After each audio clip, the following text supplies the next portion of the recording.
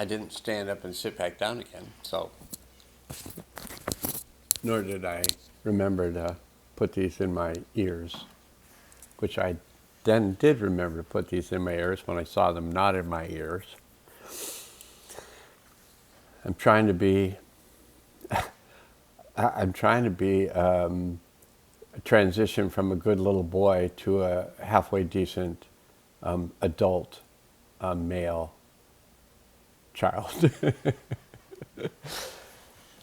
All right, so it's getting interesting. It has been interesting, so let's not be silly and say it's getting interesting, because if the past 4 years haven't seemed interesting to you, good for you. Good for you. And from my perspective, so I oftentimes say that, from my perspective, oh, and by the way, it's Steve. I'm Steve. And this is my perspective. I forgot what I was going to say, but from my perspective, I'll make something up here because I can't remember, because I got caught by saying, this is Steve. And saying this is Steve throws me off, because it's just some name somebody gave me. And sometimes you just wonder, who would I be if I wasn't Steve? Okay, so we could just start all over again, or we could just carry on with the World Tarot reading for you. And you, and of course you, because you are all the best. They're the best you that there's ever been. There's never been another you like you. Except maybe in other lifetimes where you were like you in those lifetimes as well. And then in some ways there was another you like you, but really, but not like you, because we shifted it up. Maybe we're female in that lifetime, we're male in this lifetime, or maybe we were male in that lifetime, we're female in this lifetime. I don't even know how it works. I have the experience of traveling through space and time to events of another lifetime. So then I may make up that there are other lifetimes. But how am I traveling to these places in space and time? Am I really going someplace on an energetic level, or are things just appearing like I'm going someplace? These are all questions. I think it's good to ask questions once in a while, and sometimes just do the tarot reading. So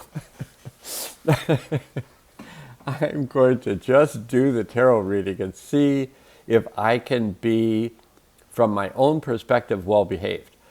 Now, all of us were children at one point. Some of us still are. Some of us just never outgrew it.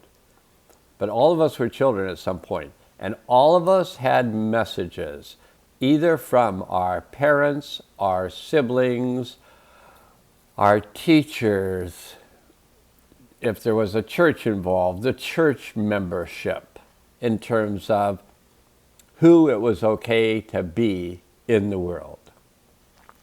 And if you were kind of brought up or brought down in a patriarchal society, then it was indicated to you, even if it was not outright spoken to you, like the way that it's okay for a boy child to be and the way it's okay for a girl child to be, and they weren't the same things in most instances.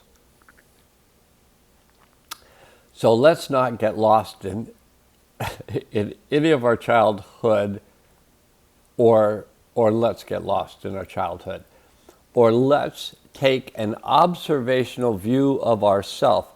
So let's stand outside ourself with compassion and curiosity and just explore this next 20-25 minutes. That seems to be the average of these World Tarot readings. Let's just stay in compassion and curiosity about ourselves and other selves. And that's interesting, other selves. It's all interesting. So if you hang out with me, everything is interesting. It could be the solution, or it could be a curse. We just don't know. Okay, so from the universe today. So I once again asked the universe to deliver a card that would be the most useful for us today. And the universe delivered the Princess of Swords. Did you notice I didn't say swords? I don't know if it's an improvement. It's just a change. Princess of Swords. Swords, not swords. Swords. It's confusing because it has a W in it, but I don't think you're supposed to say it with a W. There's another rule. The rule of speaking correctly, being impeccable with your word. Do you say sword or sword? You know, because there's a W in there, so it's impeccability, saying it the way somebody else says you should say it. Anyway, the Princess of Swords is there. And it's a pretty cool picture. And maybe it'll explain what she's writing on. Okay, so we're going with the Princess of Swords. And I'm going to replace her sticky piece of paper. So she had one of those stick-it notes piece of paper, so it stayed in place. And I'm going to replace the other one with that sticky one, so it won't keep falling out like I was doing earlier. Okay, let us play. Arthur. So the Princess of Swords. The Princess of Swords, so swords is the mental realm. The Princess of Swords is the mastery of practical thinking. The symbol represents the ability to apply ideas in tangible and productive ways. The Princess of Swords is the mood fighter, who is determined with her sword, clarity of mind, to fight any moods, dust storms within herself. She actively prevents herself from getting engulfed in the moods of those around her. She is determined to apply her practical ideas in productive, useful ways.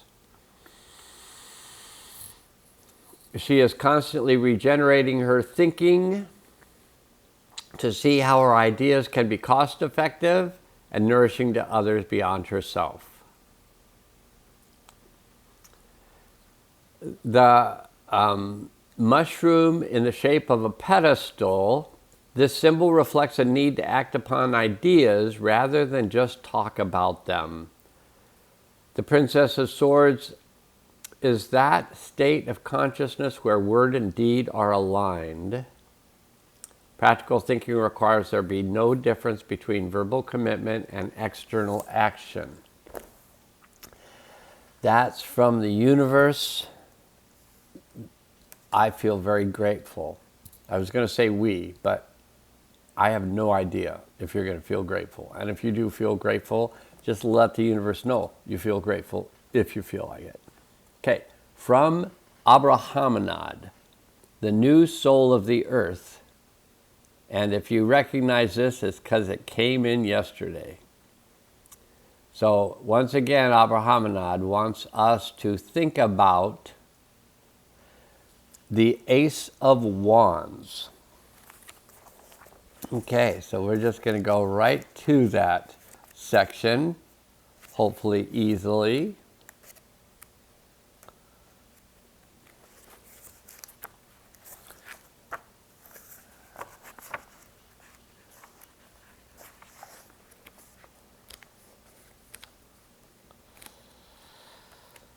We're coming up, right? We're coming up on it right now. We're really close. There we are. We are there. I'm taking the marker out of the page. I'm giving you a play-by-play of, so in case someday you decide you too want to be a professional tarot reader, tarot card reader, and then just don't let anybody know, but pay yourself $1. And then you'll be a professional, because if you get paid for it, even if you pay yourself, you're getting paid to do a tarot reading, then you can be a professional. But just don't tell anybody, because they might get upset. We'll go into it now. Okay, so from the soul of the earth, So kind of what might be helpful to us as we're navigating this change in the earth from, some people say, from a 3D reality to a 5D reality, and that may actually be true. We're definitely in some sort of large transition process. Abrahamanad himself told me telepathically, so inside my head, these conversations, but inside my head, Abrahamanad told me in 1997 that we were going to be going through a 28-year period of cleansing. If you do the math, it will complete on March 23rd, 2025.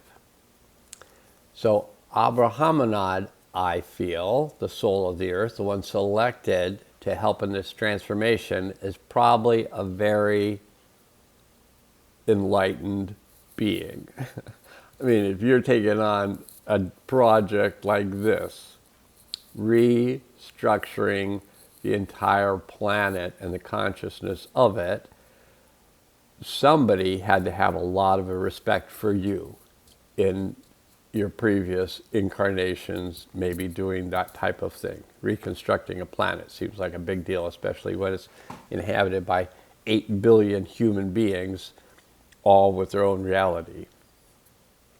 Okay, but from Abrahamanad, we get the Ace of Wands, which is a symbol of spiritual self-realization. So from the universe, we get the Princess of Swords, which is about the mastery of kind of critical thinking. So we get that from the universe card, like really work with your thoughts. And from the earth realm, from Abrahamanad, we get spiritual self-realization. I just get it, get the joke. The universe does kind of mess with us because we need to be messed with. Otherwise, we're not going to change. If we're not messed with, we're like, this is good enough. I'm just sticking with this. I'm just going to keep doing this over and over again, And if you're not that kind of person, then don't take it personally. I'm not talking about you. But for the rest of us who it's going pretty good, I'm just not going to mess with it. This being messed with really helps with our spiritual awakening and self-realization. And it's associated with the principle of truth and authenticity. Excuse me. I hope this isn't getting so loud. I'll do 2 coughs, try to get them out of the way. The Ace of Wands is the torch of fire, a symbol of the uncontainable life force that's within. The lightning bolts are a symbol of awakening to the spiritual truth and authenticity of who you are. And doesn't that sound fun? Awakening to the authenticity of who you are.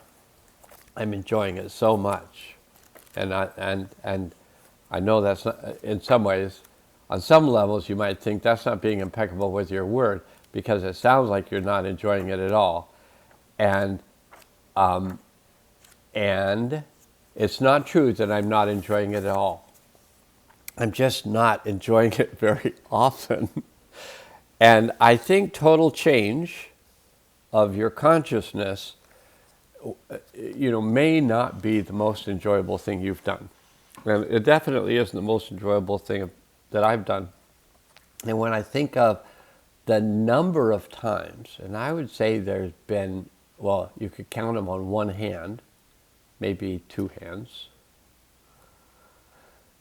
The number of times I've had dark nights of the soul. So I'm going to say probably it was 11 because it's my favorite number. And so I've probably had 11 dark nights of the soul, but I could have really had 100, or I could be just talking about this lifetime, and I could have had dark nights of the soul in just lifetime after lifetime after lifetime. What we've worked with in the past was the card we got related to what we've been working with, and we got the Emperor card, which is the 4 of trumps, or the 4 of the major arcana. And the Emperor card is about the principle of personal power and leadership. And you could say, we got this card yesterday. And I'd go, Pretty sure we did. If it wasn't yesterday, it was the day before. But we just had this car. And there's this guy, I'm pretty sure it was yesterday, because I've read that one and listened to that one a couple times. And so anyway, there's a quote, not a quote, but he must have written it in a book called The Tao of Leadership. And his name is John Hyder.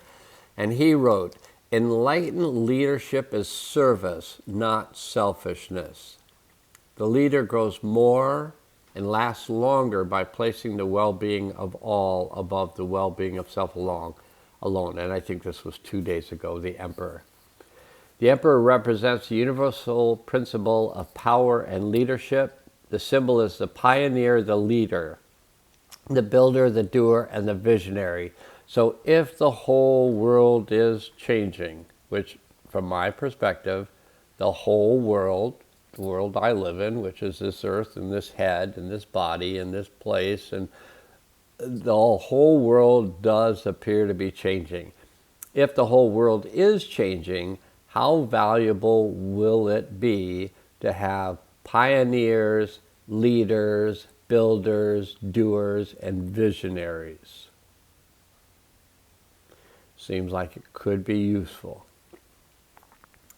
The emperor is the explorer whose curiosity and initiative is always on the forefront of human experience. He is the traveler with the globe in his hand who has the ability to make things stable, solid, and secure for himself and others while this change is going on. That's what we've been working with. And what we're currently working with, which is just, I know, we just got this card. So I may just keep saying that. Yeah, I know, we just got this card. Obviously, we need to get it again. So what we're working with currently is the principle of totality, individuation, and wholeness. So if there is a totality, and to me, the state of wholeness of the totality is the state of everything working together. To me, that's wholeness. The totality is, including all the infighting, the duality, the polarization, I'm right, I'm right, I'm right, I'm right, I'm right, I'm right. That's included in the totality. But the state of wholeness is like, oh, you have this idea, I have this idea, there's this exchange of ideas between us. If we get triggered, we go, oh, I'm triggered. The exchange of ideas stops because as soon as we're triggered, we're going to protective states and we're like feeling all these feelings and we want to maybe feel like we want to lash out at somebody and all that stuff and those feelings. And if we learn to pause and let the feeling be there, but pause in our activity relative to the energies of the feeling, then we can release the emotions of that moment from that triggering. And you can do the exercise. You start hearing the story, you start feeling the feelings, and then you hear the story, you feel the feelings, but you don't get lost in them. You just hold them in your hands. Like the divine universal mother or father. And then you separate them. And you wait for that feeling of release. And then you release that emotion. You release that story. And you practice that over and over and over again until it becomes a habit. So that when you're triggered, rather than you start to tell your emotionally based, unresolved trauma from the past in story form, you release the energy of trauma from it, the emotions, you release it. Will it be easy? I could say yes, it will be easy. because by saying yes, it will be easy, it may actually create the thought form for you, or you may create the thought form for you that it will be easy. Now, if you would ask me, has it been easy for you, Steve? I'd say no. No, it's been really kind of like the voyage of Odysseus, who just, Poseidon just kept getting in his way because Odysseus had, Poseidon's son was a Cyclops, which means it had one eye, and Odysseus, or Ulysses, the Odyssey might have been, so it might have been Ulysses on the Odyssey. So it wasn't Odysseus, but there's so many Greek. It's all Greek to me. Anyway, I think it was Ulysses that put the eye of the Cyclops out that really upset the Greek god of the sea, Poseidon, who just made Ulysses' life hell. It took him forever to complete his voyage because of Poseidon. Because once you piss off a god, that god, depending on the god, might just be pissed off forever. Whatever God you made up, whatever God somebody made up for you, whatever God you pray for, that somebody made up for you and you decided to accept that God, because if you didn't accept that God, you might have been excommunicated from your family.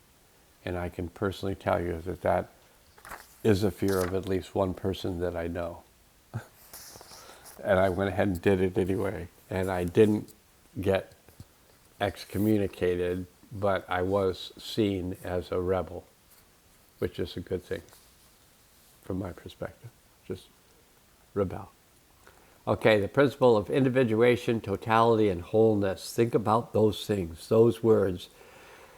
Individuation, totality, and wholeness. Just think about those. And it's the dancing figure holds a sickle, returning it back to the original vision of life force symbolized by the Egyptian god of Horus. And I think this is the one where they describe, so this is 21, the universe card, and I think they describe the hermaphrodite, which I think is a person with both sexual organs. I can look it up, but I think a hermaphrodite has male and female sexual parts. So it's not really a woman, it's a man-woman, or we're all probably women-men or men-women. We're probably a combination of all of it. And that being in the center is standing on the head of a snake, which is, I think I've said this like in the last day or two, which is attempting to keep the unconscious from becoming conscious. But to me, returning to the whole, returning to the oneness, has to do with the conscious and the unconscious becoming merged and one. So our creative side and our intellectual understanding side are one thing. That's, to me, the message from the universe. Now, that may be my message, and it may be why we got to Five of Swords. We're going to find out what the Five of Swords has to say to us. I think it's earlier. I might have lost the Cups, Swords. Okay, there it is. It was just hiding. The Five of Swords. So this is what all this conscious work that we're doing is leading towards. This is kind of like what's coming up for us next. The Five of Swords is fear of defeat or memory of defeat. Here we have 5 bent swords, one of which has a handkerchief that's red with blood dripping from it, which is representative of negative thinking that opens an old wound. As a result of opening that old wound, there's an experience of fear. Fear has one function, which is to constrict. All the twisted lines in the background are showing the function of fear, which is to constrict, to distort, to bend one's perspective or way of thinking. This is a fear that history might repeat itself or fear that one will be hurt again. When we move into states of fear, nothing is renewed or regenerated, which is symbolized by the sleeping snake on the handle of one sword. And when unable to move in new directions, which is symbolized by Aries the ram on the other sword. Basically, fear has us looking at things from a distorted perspective, which is symbolized by the handle of the sword that has the crown placed upside down. The crown is a symbol of expanded awareness. And here it is upside down, indicating that our awareness is not attainable or is distorted. Yet in the background, the greater aspect of who we are, represented by the white light and the star shape, is attempting to break through fear that is created in the mind through negative thinking about the past or future.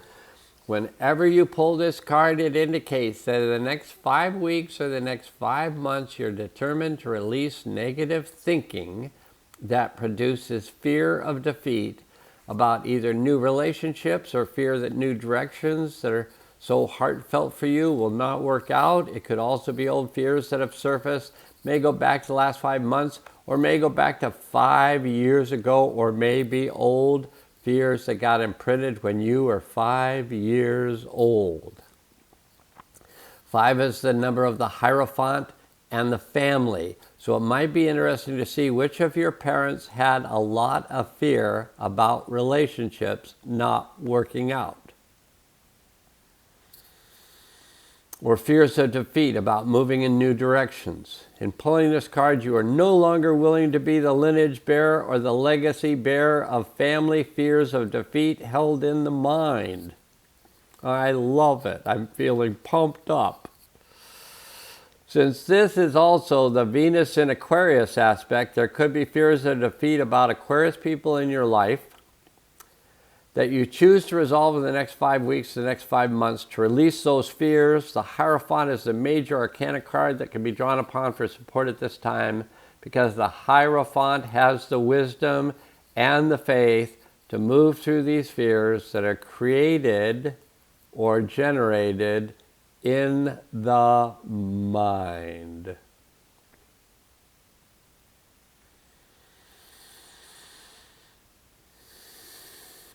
The mind is the easiest to reprogram through creative visualization and affirmation. Change your mind, change your world. This was a great tarot reading for me, and I hope it serves you well as well. And now must go, googly eyes.